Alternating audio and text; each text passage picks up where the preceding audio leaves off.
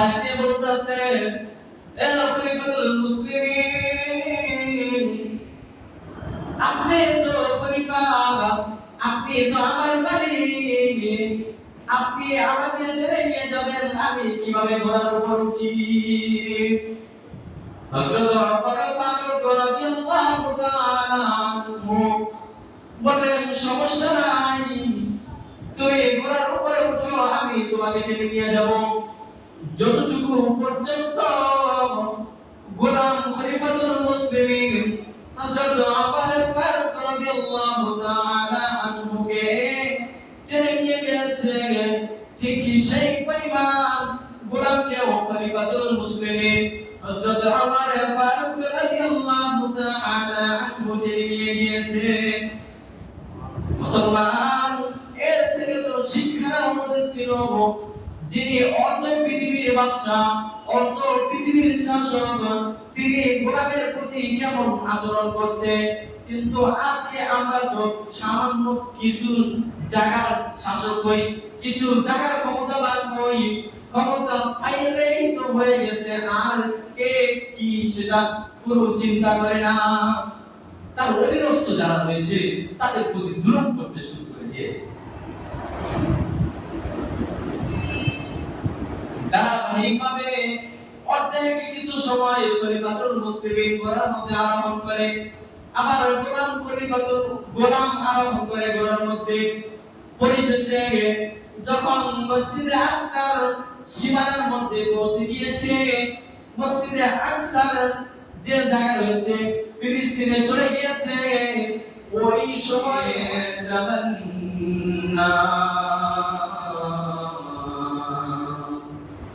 नहीं है मेरे पास सफर का समाना बलगल मौला भी कमालिही कशफत तुजा भी जमालिही हसनत जमीउ हिसालिही सल्लु अलैहि व आलिही।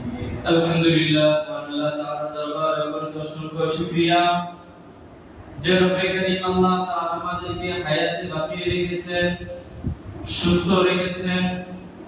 শুক্রবার দিন, পবিত্র দিন, প্রথম ভাগে মসজিদে আসার এবং বসার তৌফিক দান করেছেন, সাথে সাথে আমাকে এবং আপনাদেরকে কিছু কথা বলার এবং শোনার তৌফিক দান করেছেন। সে রব্বে করিম আল্লাহ তাআলার দরবারে শুকরিয়া আদায় হিসাবে ঈমানি আওয়াজে জবানটা খুলে একবার বলে আলহামদুলিল্লাহ। আলহামদুলিল্লাহ। আল্লাহ তাআলা চাইলে আমাদেরকে এখনো যারা মসজিদে আসে নাই, যারা এখনো বাহিরে ঘোরাফেরা করতেছে, রাস্তাঘাটে ঘোরাফেরা করতেছে, জায়েদ জীবনে আড্ডা দিচ্ছে, বাজারের মধ্যে ঘোরাফেরা করতেছে, বিছানার সাথে এখনো পিঠটা লেগে আছে, আল্লাহ পাক রব্বুল আলামিন চাইলেও আমাদেরকে তাদের অন্তর্ভুক্ত করতে পারতেন,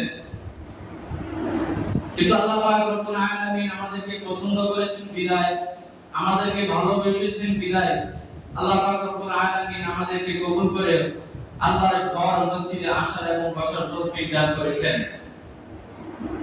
মুহতারাম হাজিরিন, আলোচনা চলছিল রাসূলুল্লাহ সাল্লাল্লাহু আলাইহি ওয়াসাল্লামের সিরাত নিয়ে ধারাবাহিক আলোচনা।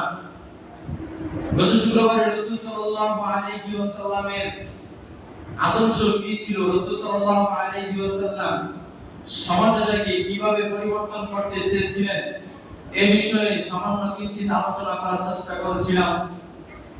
আল্লাহ পাক রব্বুল আলামিন যদি সহায় হন, আজকেও রাসূল সাল্লাল্লাহু আলাইহি ওয়াসাল্লামের সিরাত নিয়ে, রাসূল সাল্লাল্লাহু আলাইহি ওয়াসাল্লামের আখলাক নিয়ে সামান্য কিঞ্চিত আলোকপাত করার প্রয়াস চালাবো। ওয়া মা তাওফীক ইল্লা বিল্লাহ। মুহতারাম হাজিরিন, গত সপ্তাহে বলেছিলাম রাসূল সাল্লাল্লাহু আলাইহি ওয়াসাল্লাম সমাজ ব্যবস্থাটাকে পরিবর্তন করার ইচ্ছা করেছিলেন, যার কারণে হিলফুল ফুজুল নামক একটা সংগঠন রাসূল সাল্লাল্লাহু আলাইহি ওয়াসাল্লাম প্রতিষ্ঠিত করেছিলেন, যার উদ্দেশ্য ছিল সমাজের মধ্যে যেন কখনো জুলুম না হয়, সমাজের মধ্যে যারা আছে তাদের প্রতি যেন অত্যাচার অবিচার যেন না হয়, তাদের প্রতি যেন ন্যায় বিচার হয়, সেই চেষ্টায় রাসূলুল্লাহ সাল্লাল্লাহু আলাইহি ওয়াসাল্লাম করেছিলেন যেন আমাদের অনুগত যারা আছে, আমাদের প্রতিবেশী যারা আছে, তাদের প্রতিও যেন কোনো জুলুম না হয়।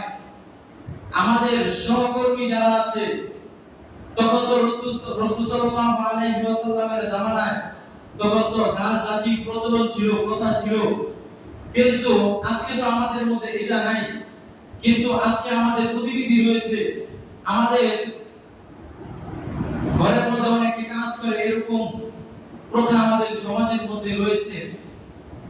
রাসূল সাল্লাল্লাহু আলাইহি ওয়াসাল্লাম ওই সময় শিক্ষা দিয়ে দিয়েছেন উম্মতদেরকে, তোমাদের অধীনস্থ যারা রয়েছে, তোমাদের কৃতদাস যারা রয়েছে, অথবা তোমাদের গৃহের মধ্যে তোমাদের অধীনস্থ যারা রয়েছে, তোমাদের আদেশে কাজ করে, তাদের প্রতি কখনো তোমরা জুলুম করিও না, তাদের প্রতি কখনো অন্যায় করো না, তাদের প্রতি কখনো অবিচার, কখনো অত্যাচার করো না।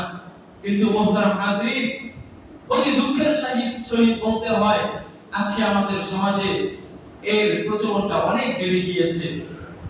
আমাদের অধীনস্থ যারা রয়েছে, তাদের প্রতি তো দয়াবান না হয়ে উল্টা তাদের প্রতি ন্যায় বিচার বাদ দিয়ে তাদের প্রতি আজকে আমরা জুলুম করে ফেলি, তাদের প্রতি আমরা অন্যায় করি, তাদের প্রতি আজকে আমরা অত্যাচার করি।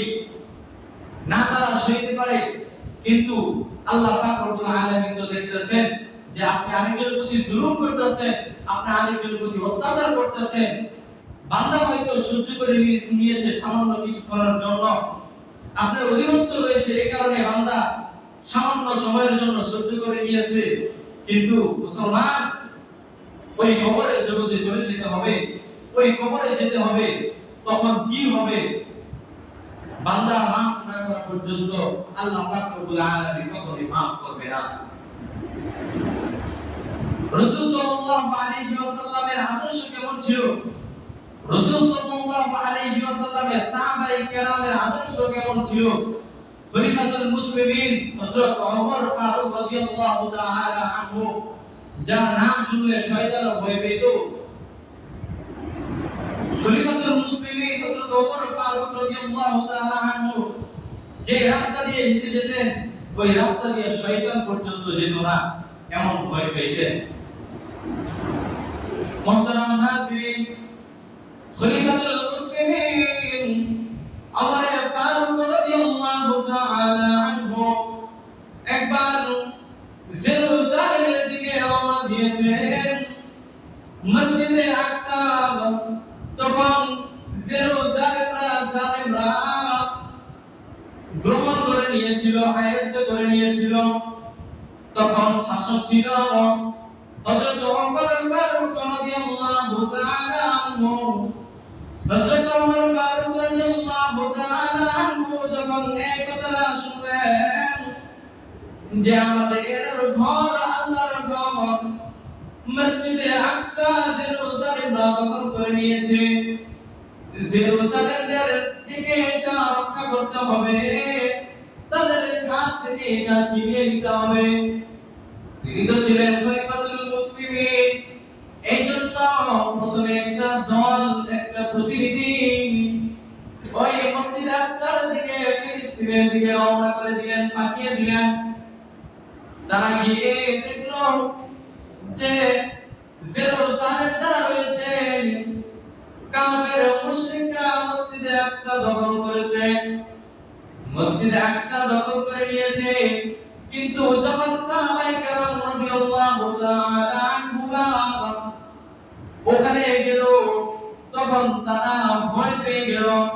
তারা তাদের সাথে প্রথমে চুক্তি করতে চাইল যে সসম্মানে বিনা রক্তপাতে কি তোমরা বাইতুল্লাহ অর্থাৎ আল্লাহ পাক রব্বুল আলামিনের ঘর মসজিদে আকসা আমাদের হাতে তুলে দিবা, নাকি যুদ্ধ করবা, নাকি রক্তাক্ত করবা?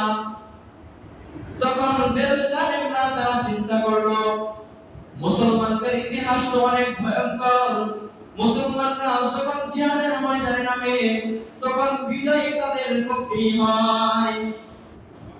যদি আমরা মুসলমানদের পক্ষে যদি যুদ্ধ করি, তাহলে আমরা বিজয় অর্জন করতে পারবো না, শুধু শুধু আমাদের ক্ষয়ক্ষতি হবে, আমাদের ভয় করা যাবে।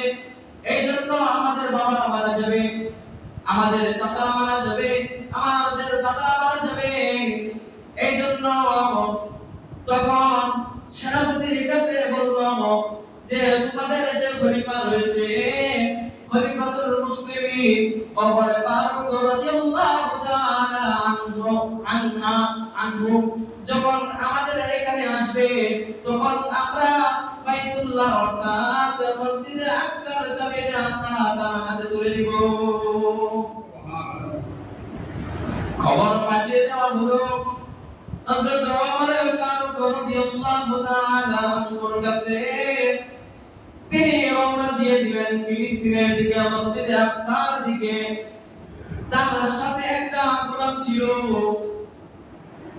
গোলাম কিছুক্ষণ ঘোড়াটাকে টেনে নিয়ে যায়।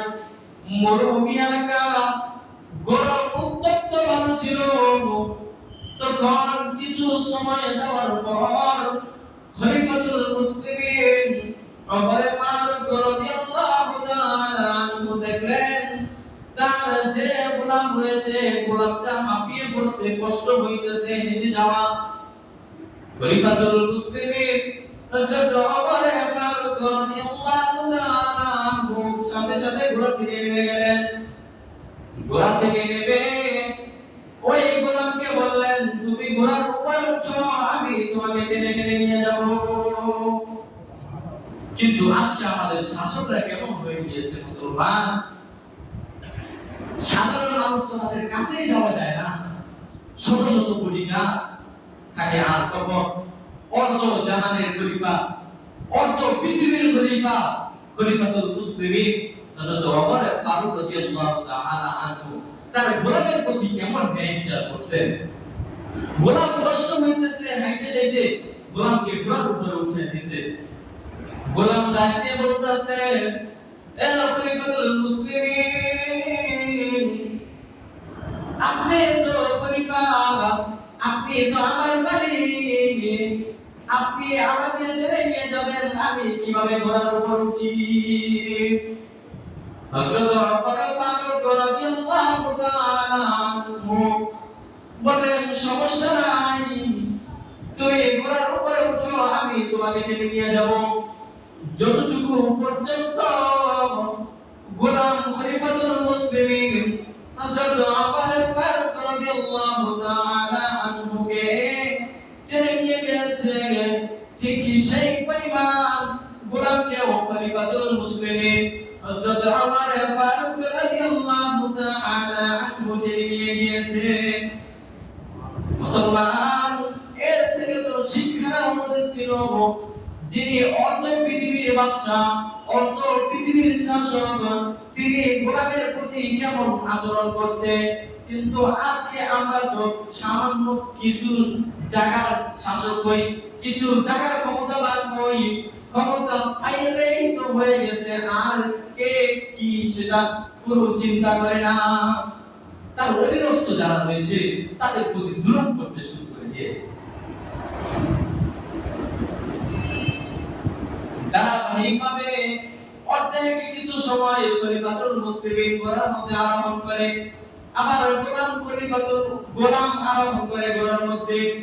পরিশেষে যখন মসজিদে আকসার সীমানার মধ্যে পৌঁছে গিয়েছে, মসজিদে আকসার যে জায়গা রয়েছে ফিলিস্তিনে চলে গিয়েছে, ওই সময় ওই গোলামটা ঘোড়ার উপর আরোহণ করতেছিল।